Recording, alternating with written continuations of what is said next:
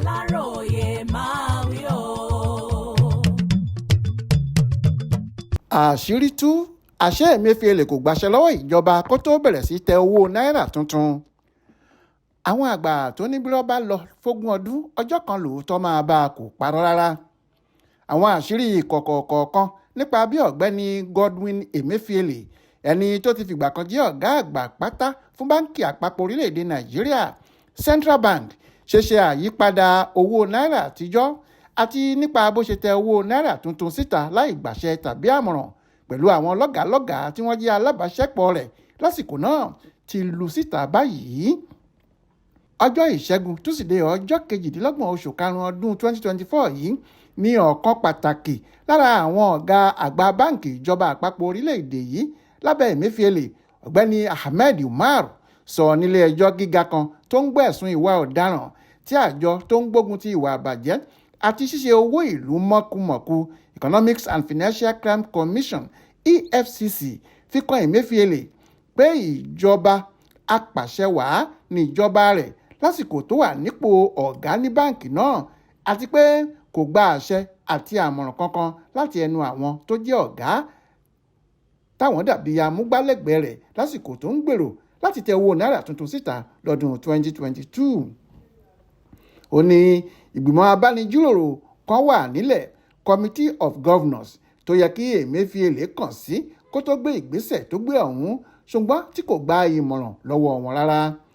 Aláròyé ti kọ́kọ́ gbé ìròyìn ọ̀hún jáde láìpẹ́ yìí pé EFCC wọ́ Emefiele lọ sílé ẹjọ́ gíga kan nílùú Àbújá tí í ṣe olú ìlú ilẹ̀ wa níwájú onídàájọ́ àgbà Mariam Aneni lọ́jọ́ 15 oṣù karùn-ún ọdún yìí, níbi tí wọ́n ti fẹ̀sùn ìwà ọ̀daràn oríṣiríṣi kàn án. lára àwọn ẹ̀sùn tuntun tí EFCC fi kan Emefiele ni pé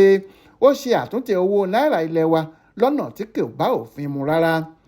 nínú ìwé ẹ̀sùn tí wọ́n fi pè é lẹ́jọ́ lọ́dún 2022 ni wọ́n ti sọ pé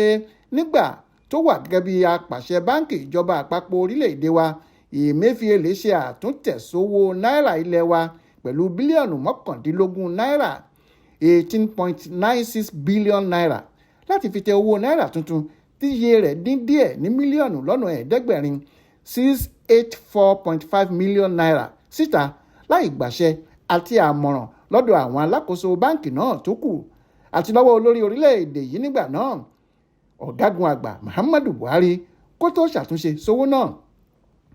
ẹ̀sùn yìí ni EFCC sọ pé ó lòdì sófin orílẹ̀-èdè Nàìjíríà ní gbogbo ọ̀nà pátá.